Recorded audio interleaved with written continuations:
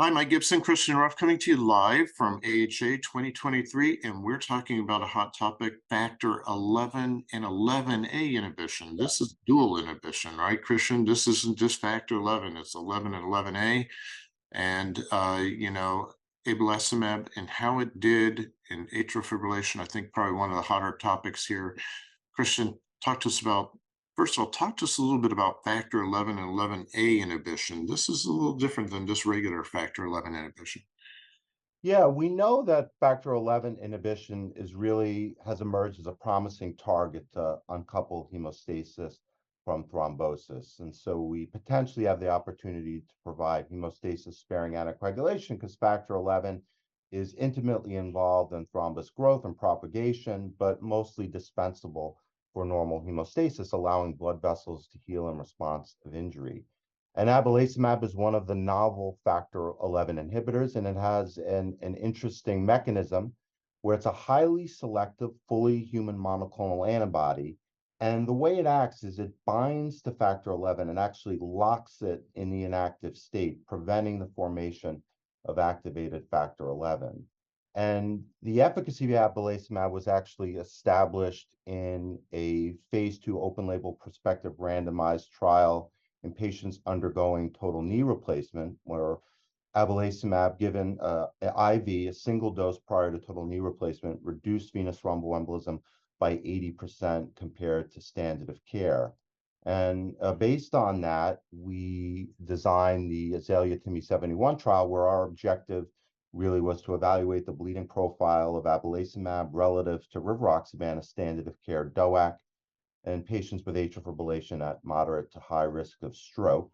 And we randomized 1,287 patients with atrial fibrillation at moderate to high risk of ischemic stroke to one of three arms, abelacimab 150 milligrams sub-Q monthly, abelacimab 90 milligrams sub-Q monthly, or Rivaroxaban 20 milligrams daily with appropriate dose adjustment in select patients. It's important to note that the trial was blinded with respect to the two abelacimab doses, but open label with respect to Rivaroxaban and abelacimab.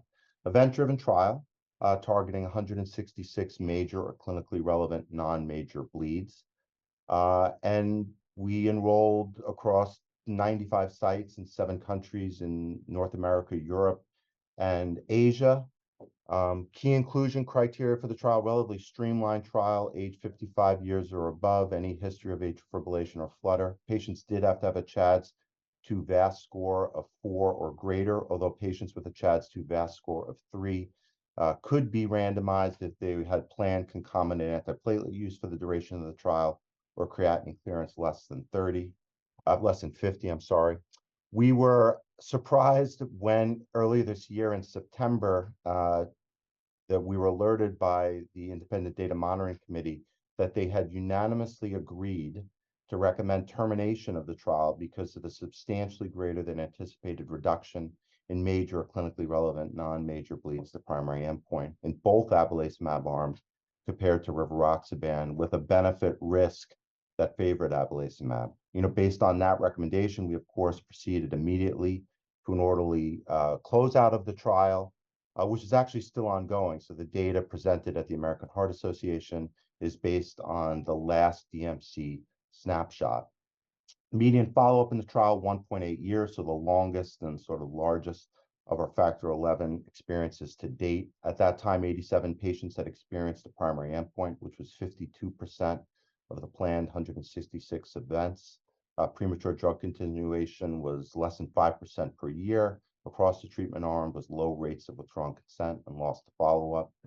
Median age of patients, 74, as expected for an atrial fibrillation trial, 44% female.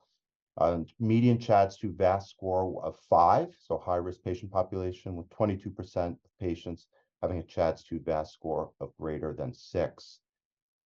About 92% of patients were actually anticoagulation experienced at baseline, which is defined as being on an anticoagulant for 60 days or longer. In the past, the majority of them on a DOAC, 66%. And the primary endpoint of the It's really trial, important, Christian. I mean, they passed their bleeding stress they test. did, Yeah, right. So already, right? unlike the DOAC versus warfarin trials where, approximately 60% were anticoagulation experienced. Really, the vast majority had been on an anticoagulant for an extended period of time, so clearly had passed their anticoagulation stress test, which I think is also important in interpreting the bleeding results, because obviously many patients new to anticoagulation, we know, have higher rates of bleeding. And the primary endpoint, which was major clinically relevant non-major bleeding, both abelacimab doses were associated with substantial and highly significant reductions in major clinically relevant non-major bleeding, with 67% reduction with the 150 milligram dose and a 77% reduction in the 90 milligram dose. If we look at major bleeding alone, the 150 milligram dose reduced major bleeding significantly by 74% and 81% in the 90 milligram dose. And if you look at GI bleeding in particular, which is by far the most common type of bleeding we see in DOAC bleeding, both doses reduced GI bleeding by 93%, so a substantial reduction. The rates of intracranial hemorrhage were low and similar across the groups, and both abelacimab doses reduced the net clinical outcome of 51%. If we did look at ischemic events and mortality, these were exploratory endpoints. The trial was not powered for these endpoints. The rates of stroke and systemic embolism were low in the trial, actually about 1% per year across treatment arms, and did not differ between groups. There were no significant differences in the rates of all-cause stroke, which again was around 1% per year across treatment arms, or ischemic stroke in particular, with similar rates of all-cause mortality. And as mentioned, the net clinical outcome was reduced by 51% with both abelacimab arms, and that was an outcome that was comprised of ischemic stroke, systemic embolism, major or clinically relevant non-major bleed, and all-cause mortality. Abelacimab in this phase 2b trial was well tolerated with similar rates of adverse events, serious adverse events, and injection site reactions were uncommon. And so, in summary, abelacimab, substantially reduced bleeding compared to Rivaroxaban, against 67 to 77% reductions in major clinically relevant non-major bleeding, 74 to 81% reductions in major bleeding, and 93% reductions in major or GI bleeding, with similar rates of adverse events of abelacimab for Rivaroxaban. Important to mention that the efficacy of abelacimab is being studied in an ongoing phase 3 trial, the AZALEA-TIMI 76 trial, which is a phase 3 randomized double-blind trial of 1,900 patients being randomized to either abelacimab 150 milligrams or placebo sub-Q monthly. And these are high-risk patients with atrial fibrillation who have been deemed unsuitable for currently available anticoagulation. And the primary outcome of that trial is ischemic stroke or systemic embolism.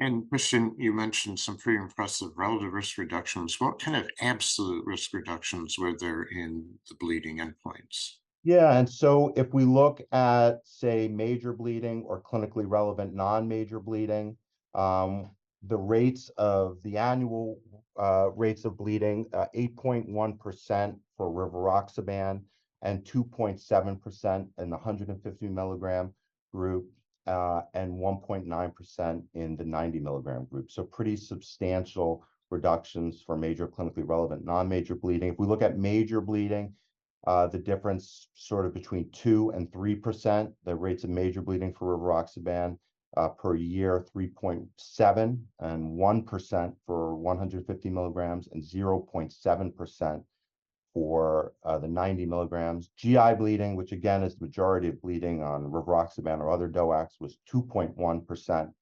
And the rates of GI bleeding for both abelacimab arm was 0.1%, so a 2% per year reductions in gastrointestinal bleeding.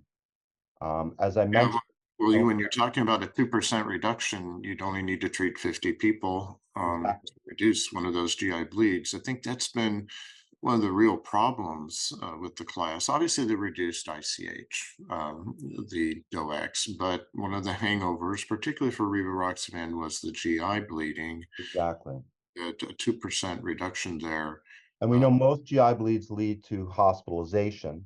And as you said, really as a class, all of the DOACs are really not any better than warfarin for GI bleeding. You know, they're either similar or statistically worse for GI bleeding as a class, increasing GI bleeding by Right, 5%. So that's been a big right. impediment to their utilization and has led to under treatment, even though there's this marked 50% reduction in intracranial hemorrhage.